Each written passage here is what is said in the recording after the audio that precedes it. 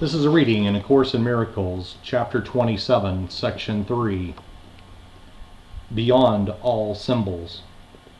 Power cannot oppose, for opposition would weaken it, and weakened power is a contradiction in ideas. Weak strength is meaningless, and power used to weaken is employed to limit. And therefore it must be limited and weak because that is its purpose. Power is unopposed to be itself. No weakness can intrude on it without changing it into something it is not. To weaken is to limit and impose an opposite that contradicts the concept that it attacks. And by this does it join to the idea of something it is not and make it unintelligible.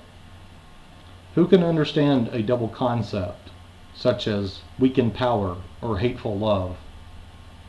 You have decided that your brother is a symbol for a hateful love, a weakened power, and above all, a living death. And so he has no meaning to you, for he stands for what is meaningless. He represents a double thought, where half is cancelled out by the remaining half. Yet, even this is quickly contradicted by the half it cancelled out, and so they are both gone. And now he stands for nothing. Symbols which but represent ideas that cannot be must stand for empty space and nothingness. Yet nothingness and empty space cannot be interference. What can interfere with the awareness of reality is the belief that there is something there. The picture of you, your brother, that you see means nothing. There is nothing to attack or to deny, to love or hate, or to endow with power or to see as weak. The picture has been wholly cancelled out because it symbolized a contradiction that cancelled out the thought it represents. And thus the picture has no cause at all. Who can perceive effect without a cause? What can the causeless be but nothingness? The picture of your brother that you see is wholly absent and has never been. Let then the empty space it occupies be recognized as vacant, and the time devoted to its seeing be perceived as idly spent, a time unoccupied. An empty space that is not seen as filled, an unused interval of time not seen as spent and fully occupied, become a silent invitation to the truth to enter and to make itself at home. No preparation can be made that would enhance the invitation's real appeal. For what you leave as vacant, God will fill, and where he is there must the truth abide. Unweakened power with no opposite is what creation is. For this there are no symbols. Nothing points beyond the truth, for what can stand for more than everything? Yet true undoing must be kind. And so the first replacement for your picture is another picture of another kind. As nothingness cannot be pictured, so there is no symbol for totality.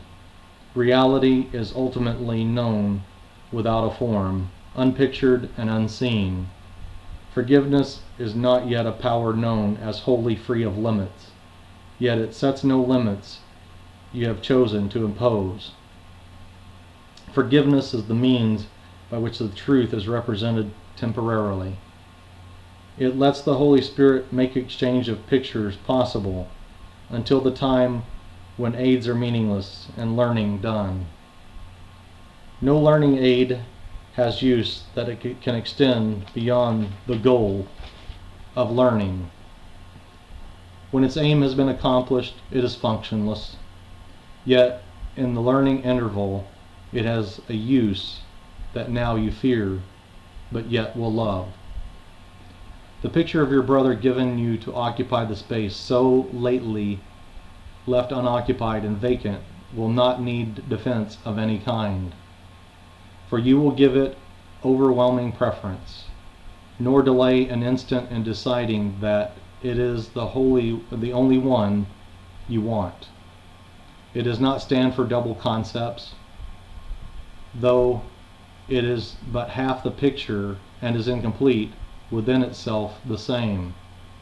The other half of what it represents remains unknown, but is not cancelled out.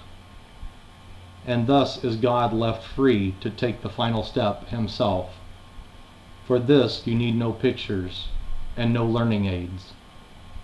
And what will ultimately take the place of every learning aid will merely be.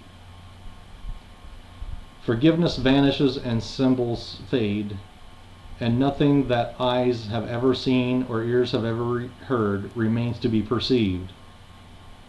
A power wholly limitless has come, not to destroy, but to receive its own.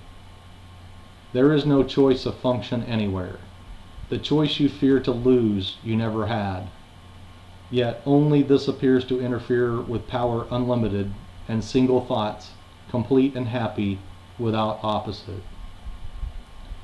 You do not know the peace of power that opposes nothing, yet no other kind can be at all.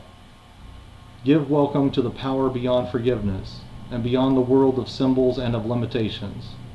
He would merely be, and so he merely is.